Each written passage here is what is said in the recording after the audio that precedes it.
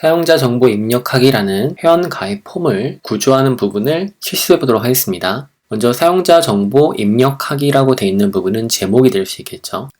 컨테이너라고 하는 디비전 요소로 이름을 주어서 제목의 값으로 사용자 정보 입력하기라고 넣도록 하고요. 내부에 폼 요소를 사용해서 액션 값을 처리할 거고, 메서드는 사용자의 민감한 정보를 가지고 있으니까 포스트라고 쓰겠습니다. 액션의 주소는 로그인 폼을 테스팅할 수 있도록 formspree.io라는 사이트에 본인의 이메일 계정을 넣어주시면 되겠습니다. 온라인 서비스고요. 이 서비스를 이용해 보겠습니다. 내부에 구조화를 하도록 하죠. 단락을 넣도록 하고 사용자 성함이라 넣어주겠습니다. 웨이블 요소를 만들고요. 사용자 성함이라고 써주겠습니다. input type text 요소를 만들고요. id 값으로 user name이라 써주겠습니다. placeholder를 사용을 해서 사용자 성함이라고 넣어주시면 안 되고요. 도움말 형태로 어떻게 입력을 하는지 보여주시면 됩니다. 구조화를 하실 때, 의미적으로 하실 때는 이와 같이 넣어주시면 되겠습니다. 저장을 하고요. 역시나 같은 포맷을 3개 붙여놓도록 하고요. 이메일, 비밀번호를 넣겠습니다. 이메일, 타입은 이메일 요소를 사용하시면 되겠죠. 플레이스홀더에서는 이와 같이 넣어주도록 하고요. 비밀번호가 되겠습니다. 패스워드를 넣어주도록 하고요. 플레이스홀더에다가는 비밀번호 6자리를 입력이라고 써주겠습니다. 그리고 maxlength 값을 추가할 수 있겠죠. maxlength를 6자리로 넣어줄 수 있겠습니다. id 값이 동일하죠. 유저네임 동일한데 id는 문서 내에서 구유한 이름이기 때문에 동일한 이름이 중복돼서 나오게 되면 오류가 됩니다. 워닝, 경고가 나오죠. input anchor에 유저네임이라는 것은 이미 미리 정의되어 있다. 오류를 보여주고 있습니다. 그래서 유저네임 말고 유저 이메일, 패스워드 라고 써주도록 하고요. 그리고 나서 다음 버튼이 들어가 있죠. 다음을 클릭하시면 이용약관 링크가 있겠고요. 개인정보 취급 방침, 이미 잔디 계정이 있으신가요? 로그인 버튼이 있겠습니다. 문구 내용을 붙여놓도록 하고요. 다음 버튼을 추가하는데 버튼 요소를 사용하고요. 해당 요소는 버튼인데 버튼 클래스를 주도록 하고 is next라고 해서 다음 버튼을 얘기하겠습니다. 이때 주의하실 점은 버튼이란 텍스트가 들어가면 안됩니다. 왜냐하면 화면을 읽어주는 스크린리더는 이미 버튼 요소임을 알고 있기 때문에 버튼으로 읽어주게 되거든요. 다음이라고 써주셔야지 다음 버튼이 되겠습니다. 스트롱 엘리먼트로 강조를 하더라고요. 다음을 클릭하시면 이용약관 앵커를 사용하도록 하겠습니다. 이미 주소가 있겠죠.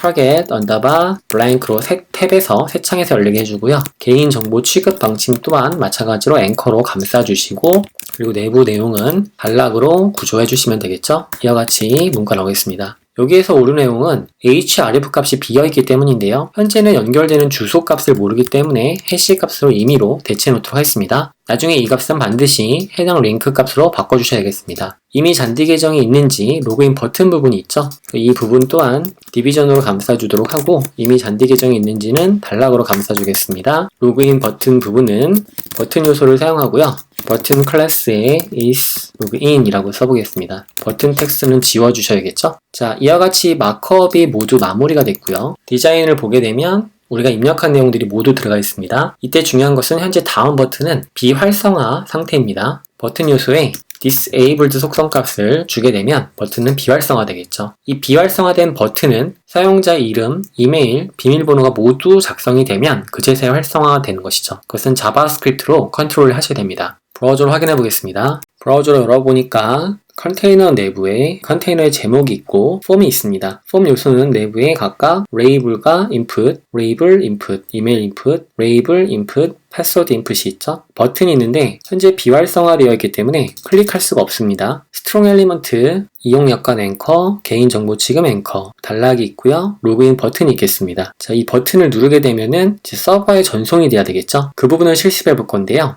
지금은 이제 활성화가 안 돼 있어야 정상이지만 자바스크립트 사용하면 활성화를 만들 수 있습니다. 가볍게 스크립트를 우선은 넣어보도록 하고요. 스크립트를 따로 다루진 않고 작동되는 부분만 살펴보겠습니다. 작성한 자바스크립트는 아래쪽에 배치시켜 놨고요. 이 스크립트에 대한 설명은 당장은 드리지 않겠습니다. 향후 자바스크립트를 공부한 후 확인해 보시면 이해가 가실 거예요.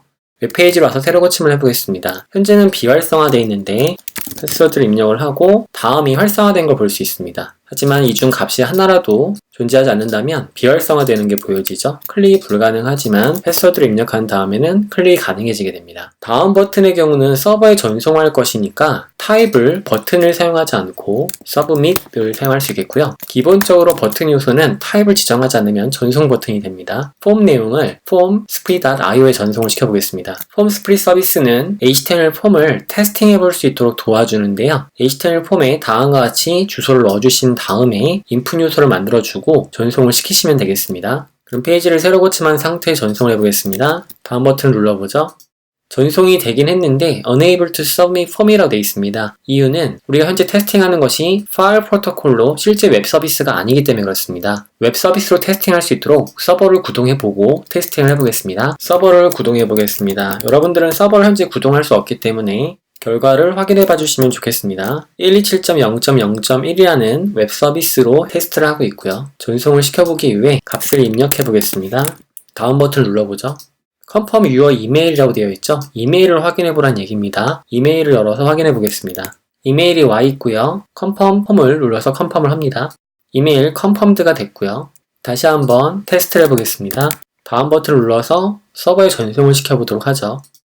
이메일 주소에 문제가 있다고 알려주고 있죠. 다시 다음 전송을 해보겠습니다. 그러면 almost there이라고 되어 있고요. 로봇이 아닌 사람임을 캡처를 통해 알려주도록 하겠습니다. 그러면 form submitted successfully라고 해서 폼 전송이 성공적으로 수행이 됐습니다. 메일을 통해 다시 한번 확인해 보겠습니다. 메일을 통해 데이터 값을 전송받았고요. 웹 서비스로 구동하는 127.0.0.1의 IP 어드레스에 8080 포트의 signup 폼이라는 HTML 파일로 데이터를 전송을 시켰습니다. 이와 같은 형태로 서버랑 통신할 수가 있게 되는 것이겠죠. 여러분들은 현재 서버를 구동할 수가 없기 때문에 테스팅을 할 수가 없었는데 이 부분은 자바스크립트에 공부를 하게 되면서 Node.js라는 걸 사용해 볼 겁니다. 그때 서버를 구동할 수 있는 방법을 추후 학습해 볼 거고요. 지금은 폼이라는 요소가 액션을 통해서 서버의 데이터 값을 전송할 수 있다는 점을 눈으로 확인해 주시고 사용해 보시면 좋을 것 같습니다. 다른 테스트 방법은 formsplit.io에 가셔서 try formsprit를 클릭해 보도록 하고요. 해당 내용을 보게 되면 사용법이 나오는 걸 볼 수 있습니다. 그래서 여기 여러분들의 이메일 어드레스를 입력해 주시면 좋겠고요. 이메일 주소를 입력을 합니다. 이번에는 제가 gmail 주소를 입력해 보겠습니다.